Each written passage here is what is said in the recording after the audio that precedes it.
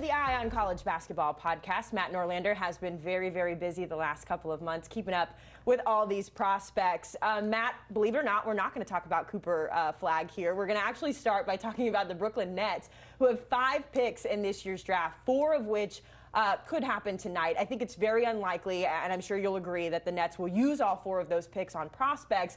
But what is the strategy when it comes to Brooklyn this year? Still reeling from the amount of zeros underneath that Cooper Flagg graphic, by the way. That's absolutely insane. I would expect Brooklyn to hold on to the number 8 pick, and really in that spot, highly confident that Brooklyn will walk away with either Kaman Malawach, Con Knipple, or Trey Johnson. I think one of those 3 players winds up being selected by the Nets on Wednesday night. The next one after that's going to be interesting. You see, in fact, the 5 picks here. It would be insanity if Brooklyn didn't trade any of these. Like, they have no business walking away with 5 first-round picks. They need to trade for actual assets here. 19 in that general range. You know, Liam McNeely is a guy that personally I think they should be looking at. I think there's a decent chance he's still on the board there. The UConn one-and-gunner from the Northeast. I think he would genuinely help Brooklyn be a better team next season and be a really good value add there. And then 22 after that. They don't move off of that pick. Someone like Nick Clifford out of Colorado State is someone I'd keep an eye on. He's one of the few players in this draft with 4+ years of college experience that's expected to go somewhere in the top 25. And really, he performed like a top 5 player in college basketball in the final month of the season, so keep an eye on him. And then they got those 2 picks on the back end of the first round, Haley, and I think they'll probably move at least one of them.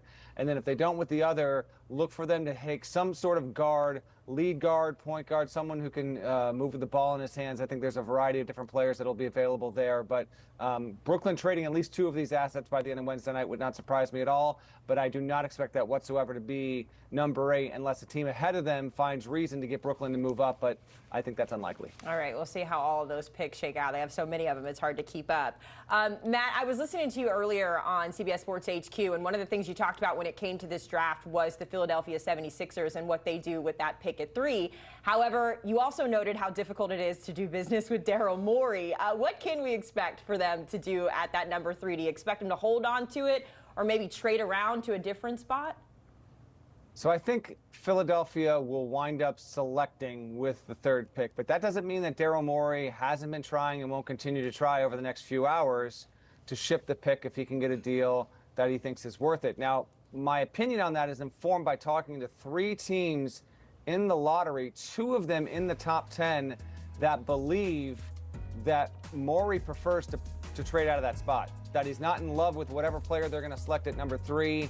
I'm going to give you real quick. I had one source talk to me yesterday. I'm going to give you a quote here that I got from them in relation to how Houston handled this a year ago with Reed Sheppard. He said, "I don't feel like Houston handled the responsibility with the 3rd pick like you should when you have that pick. Houston got stuck with Reed Sheppard. They didn't want to make the pick, and Reed's first year didn't go great.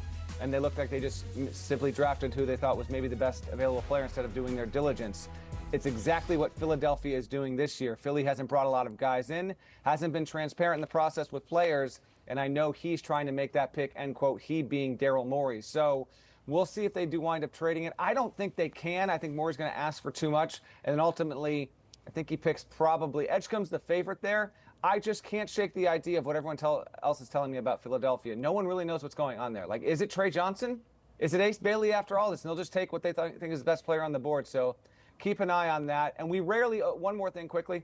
I remember the first year that HQ launched, I beamed in from the draft there and was the first to report that Atlanta was going to trade with Dallas so that Dallas could get Luka and Atlanta would wind up drafting Trae Young. That wound up happening. But that, I believe, is the most recent instance where we have a team inside the top 5 willing to trade out and move down. We just don't see it happen that often, and I don't think that we'll see it happen on Wednesday. Oh, the nostalgia of Luka Doncic being a Dallas Maverick, what that was like just a few months ago. Anyways, we're moving on to the biggest risers and fallers, Matt, when it comes to the draft. Walter Clayton Jr. is all but begging to go to South Florida. I know Jacqueline D'Agostino's rolling her eyes to my left over here, but he's basically saying, get me to South Florida. He is your biggest raiser. On the other side of the conversation, Jace Richardson falling a little bit in the draft process. So let's talk about both of them, starting with the rise of Walter Clayton. What should we know about his draft stock ahead of tonight? Okay, so let's frame it from where we were 2 weeks ago. And 2 weeks ago, I think Walter Clayton was expected to be picked anywhere between 26 and 34. Now that range seems much more in line with like 16 to 21, 22, in part because of, he's had a very nice stretch here, according to my sources, with workouts, with teams. A lot of it's come back well. And I frankly don't think it hurts him that he is of a similar mold, a different player, but a similar mold to a Jalen Brunson type. Jalen Brunson was the National Player of the Year and had to wait until the second round, and now we see that he's become, a top 10, 12, 15 player in the NBA at this point. Clayton's not going to necessarily be that, but I think it does help him. I think he benefits from the likes of a Brunson and other players that have been vastly underdrafted despite having really good college careers and entering the league at a later stage. So I do think that Clayton is moving up and going to be drafted well. Real quick, a side note, Colin Murray-Boyles, I've heard from a few teams that are in that late lottery and then just outside the lottery, South Carolina prospect. He's been mocked, generally speaking, 12, 13, 14, 15, but I've had, some reliable sources indicate to me that he's being seriously considered if he's on the board there at 10, 11, 12. So he's also, I think, a late-stage notch riser by a few more spots. As for falling, Jace Richardson was a player that had been mocked to be potentially in the top 20. I'll be surprised if he goes there tonight. Had a wonderful one-and-done season at Michigan State.